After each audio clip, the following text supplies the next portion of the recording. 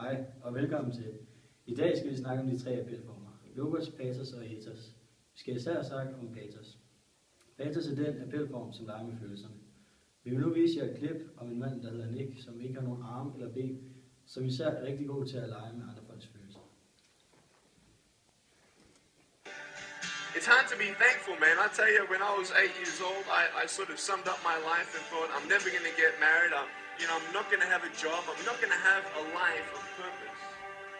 What kind of a husband am I going to be if I can't even hold my wife's hand?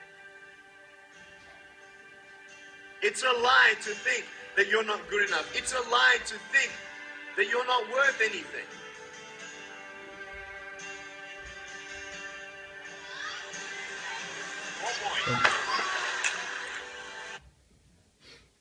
Altså, når vi taler om patos, så skal man være engageret, bruge værdiladende ord.